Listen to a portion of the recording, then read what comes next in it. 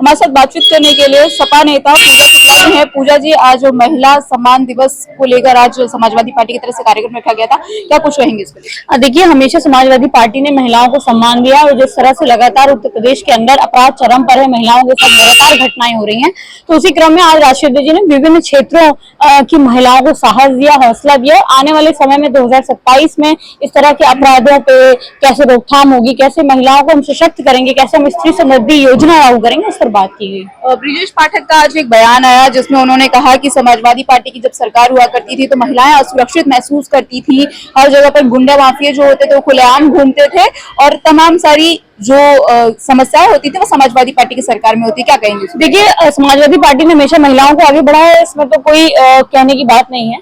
लेकिन आज भारतीय जनता पार्टी की सरकार में जितने भी रेपिस्ट हैं, जितने भी दंगाई हैं, जितने भी आरोपी हैं, वो खुद विधायक और सांसद बन करके बैठे हैं। तो भारतीय जनता पार्टी तो सीधे टिकट देकर के चुनाव लड़ाने का काम करती है, तो निश्चित तौर पर जो गुंडे और माफिया खुद है वो इस तरह की बात करते हैं, तो ये सोचने का विषय है। रामजी सुमन का जो संसद में बयान आया उस पर अब राजनीति शुरू हो गई है और लोग कह रहे हैं कि अगर बाबर को कोई कह रहा है तो राणा सांगा को भी कहना चाहिए और इससे भाजपा अब नाराज दिखाई पड़ रही है। क्या कहेंगे? देश में जिसने भी देश की अस्मिता के साथ गद्दारी की, हर उस व्यक्ति पे बात होनी चाहिए। जाति और धर्म देख करके इस पे बात नहीं होनी चाहिए। इस पे बात होनी चाहिए कि किसने देश के लिए लड़ाई लड़ी है और किसने देश के साथ गद्दारी करी है। स्वामी प्रसाद मौर्य कहते हैं कि अगर बाबर औरंगजेब की बात होती है तो नथुराम गोडसे के ऊपर भी बात होनी चाहिए। निश्चित तौर पर नाथुराम गोडसे ने क्या किया, गोलवलकर ने क्या किया, सावरकर ने क्या किया, हर किसी पे बात होनी चाहिए। कुलदीप सिंह सेंगर पे बात होनी चाहिए, शाहजहांपुर वाले बाबा पे बात होनी चाहिए और तमाम हर उस आरोपी पे बात होना चाहिए जिसका संरक्षण भारतीय जनता पार्टी कर रही है। हाल ही में 4-5 दिन पहले संजय निषाद का एक बयान आता है जिसमें वो कहते हैं कि मैं यहाँ पहुंचा हूं तो इतनी आसानी से नहीं पहुंचा हूं, 7-8 दरोगा को पीट कर, हाथ पैर तुड़वा कर, उन्हें गड्ढे में फिकवा कर यहाँ पहुंचा। खुले तौर पर भारतीय जनता पार्टी के नेता, उसके गठबंधन के दल पुलिस के खिलाफ जिस तरह का जहर उगल रहे हैं और वो अपने कार्यकर्ताओं को संदेश देने की कोशिश कर रहे हैं कि इस सरकार में ना कानून का राज है, ना कोई संविधान है, ना कुछ है।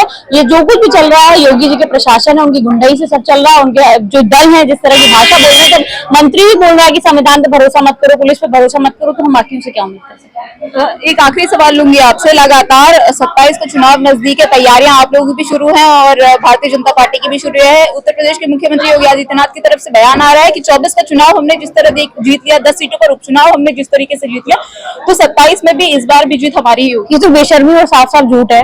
बुरी तरह से भारतीय जनता पार्टी लोकसभा चुनाव हारी है, ये किसी से छुपा नहीं। तो परिणाम तो 24 में ही आ चुके हैं, अगले मुख्यमंत्री की घोषणा होना बाकी है और वो अखिलेश यादव जी बनेंगे। पीडीओ और आधी आबादी की बात होती है, आज आधी आबादी यहाँ पर पहुंची हुई भी थी और समाजवादी पार्टी अक्सर बात करती है। मुद्दे क्या होंगे 27 के चुनाव? 27 के शिक्षा, सुरक्षा, रोजगार, यही प्रमुख मुद्दे हैं कि कैसे कानून व्यवस्था को सही किया जा सके, कैसे महिलाओं को रोजगार दिया जा सके, महिलाओं को सशक्त किया जा सके और कैसे हमारे नौजवान को सही दिशा दी जाए। यही हमारे मुद्दे हैं, उस पर हम लड़ेंगे। बहुत बहुत थैंक यू। को लेकर जिन्होंने बात की संजय निषाद के बयान को लेकर और साथ ही साथ इन्होंने ये भी कहा कि जिस तरीके से संजय निषाद का बयान आया है ये कहीं ना कहीं गलत है क्योंकि भाजपा के नेता ही अब संविधान पर सवाल खड़े कर रहे हैं। वीडियो जर्नलिस्ट विजय के साथ मैं आकांक्षा सिंह, लखनऊ से टीवी।